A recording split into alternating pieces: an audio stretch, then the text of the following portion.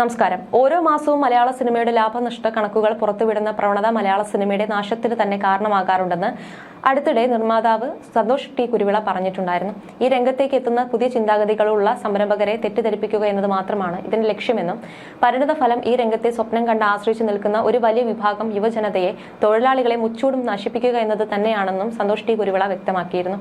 മലയാള സിനിമയിൽ ശ്രദ്ധേയമായ നിരവധി സിനിമകൾ നിർമ്മിച്ചിട്ടുള്ള സന്തോഷ് ടി കുരുവിള താൻ നിർമ്മിച്ച ചില സിനിമകളുടെ ബോക്സ് ഓഫീസ് പരാജയങ്ങളെക്കുറിച്ച് ഒരു അഭിമുഖത്തിൽ മനസ്സ് തുറക്കുകയുണ്ടായി. മോഹൻലാൽ നായകനായ നീരാളി, മമ്മൂട്ടി ചിത്രം ഗ്യാങ്സ്റ്റർ എന്നിവ തിയേറ്ററുകളിൽ പ്രതീക്ഷിച്ച വിജയം നേടാതെ പോയതിനെക്കുറിച്ചും അതിന് പിന്നിലെ നിർണായകമായ കാരണങ്ങളെക്കുറിച്ചും അദ്ദേഹം പങ്കുവച്ച കാര്യങ്ങളാണ് ചർച്ചയാവുന്നത്.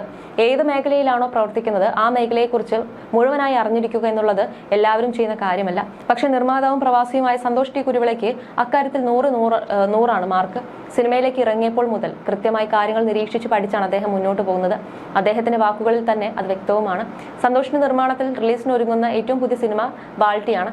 ഷൈനികമാണ് നായകൻ. ഇപ്പോഴിതാ സിനിമാ നിർമ്മാണത്തിലേക്ക് വന്ന ശേഷമുള്ള അനുഭവങ്ങൾ ക്ലബ് FM-നോട് നൽകിയ അഭിമുഖത്തിൽ പങ്കുവയ്ക്കുകയാണ് അദ്ദേഹം. സിനിമ ഒരു ഞാണിന്മേൽ കളിയാണെന്ന് സന്തോഷ് പറയുന്നു. ഷൂട്ടിംഗ് ഉള്ള സമയത്ത് തന്നെ OTTക്ക് പണം വിറ്റ് കാശ് മേടിക്കുന്നതാണ് നല്ലത്. സിനിമ എങ്ങാനും ഓടാതെ വന്നാൽ 10 കോടി വിട്ടുമായിരുന്ന സിനിമയ്ക്ക് 2-3 കോടിയെ അവർ തരൂ. ഇങ്ങനെ നേരത്തെ വിൽപ്പന നടക്കുന്നത് കൊണ്ട് റിലീസ് കഴിഞ്ഞ് 28-ാം ദിവസം സിനിമ OTTയിൽ വരുന്നത്. OTT റിലീസ് 28 ദിവസം എന്നുള്ളത് കുറച്ചുകൂടി മുന്നോട്ട് നീട്ടുന്നതിനായി പ്രൊഡ്യൂസേഴ്സ് അസോസിയേഷനൊക്കെ ശക്തമായി ആവശ്യപ്പെട്ടിട്ടുണ്ട്. പക്ഷെ OTTക്കാർ സമ്മതിക്കുന്നില്ല. വലിയ OTT കമ്പനികളുമായുള്ള കരാർ തിരുത്തുക എന്നത് എളുപ്പമല്ല. മുമ്പ് 40 ദിവസമായിരുന്നു, അത് പിന്നീട് അവർ 28 ആക്കി.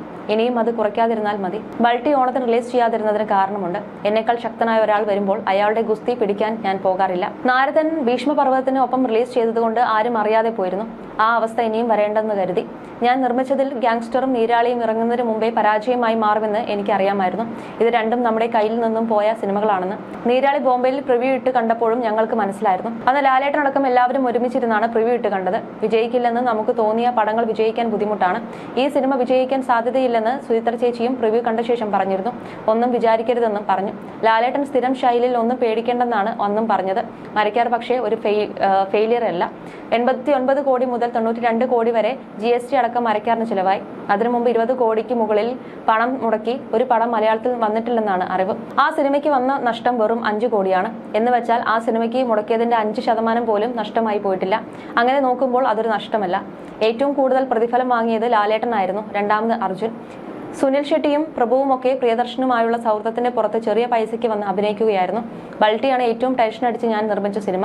ഇതിനു മുമ്പുള്ള എന്റെ സിനിമ വരെ എനിക്ക് ഓഫീസ് ഉണ്ടായിരുന്നില്ല. എന്റെ കാറായിരുന്നു എന്റെ ഓഫീസ്. അതുപോലെ സംഗീത സംവിധായകൻ സായ് അഭിശങ്കർ ഞങ്ങളുടെ സിനിമയിൽ ജോയിൻ ചെയ്ത ശേഷം പുതിയ 11 സിനിമകൾ കൂടി കമ്മിറ്റ് ചെയ്തു. 2 കോടിക്ക് മുകളിലാണ് സായ്ക്ക് ഞങ്ങൾ നൽകിയ പ്രതിഫലം. സായിൽ വിശ്വാസം വന്നതുകൊണ്ടാണ് അത്ര വലിയ തുക പ്രതിഫലമായി കൊടുത്തത്. ബാൾട്ടിയിലെ ജാലക്കാരി തമിഴ്നാട്ടിലടക്കം വൈറലാണ്. അങ്ങനെ ഒരു സാധനം ഉണ്ടാക്കാൻ സായിക്ക് കഴിയുമെന്ന് തോന്നിയിരുന്നത് കൊണ്ടാണ് അത്ര പ്രതിഫലം നൽകിയതെന്നും സന്തോഷ് ടി കുരുവിള പറയുന്നു.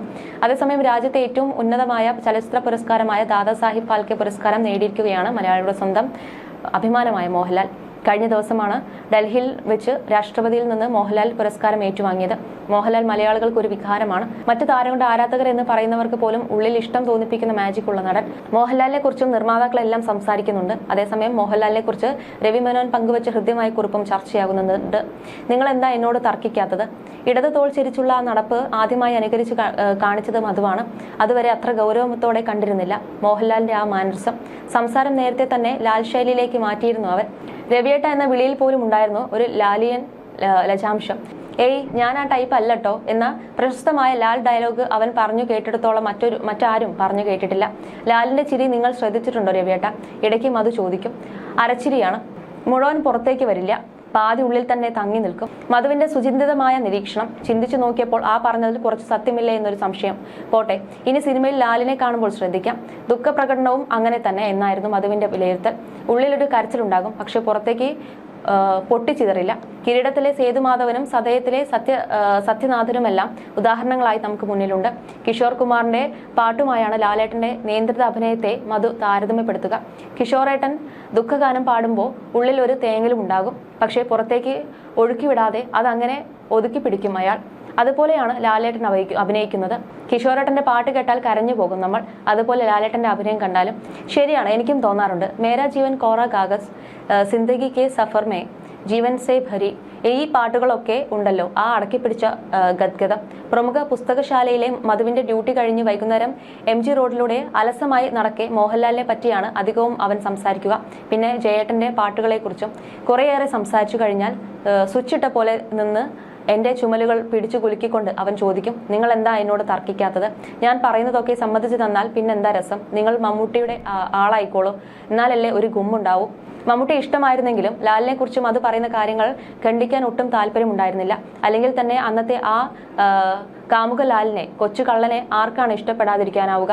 ലാലിന്റെ അഭിനയത്തിലെ സൂക്ഷ്മഭാവങ്ങൾ ഗവേഷക മനസ്സോടെ വിവരിക്കും മധു. യുക്തിയൊക്കെ കാറ്റിൽ പറക്കും. അപ്പോൾ നമുക്ക് യോജിക്കാം, യോജിക്കാതിരിക്കാം. ഒടുവിൽ ഒരു പ്രവചനവും, നിങ്ങൾ നോക്കിക്കോളൂ രവിയേട്ട, ഈ മനുഷ്യനെ പിടിച്ചാൽ കിട്ടില്ല, ഓസ്കാറും വാങ്ങിയിട്ടേ മൂപ്പരടങ്ങും. പ്രമുഖ ചലച്ചിത്ര വാരികയ്ക്ക് വേണ്ടി ഭരതത്തിന്റെ ഷൂട്ടിംഗ് കവർ ചെയ്യാൻ പോകുന്ന കാര്യം വിളിച്ചറിയിച്ചപ്പോൾ മധു പരിഭവിച്ചു.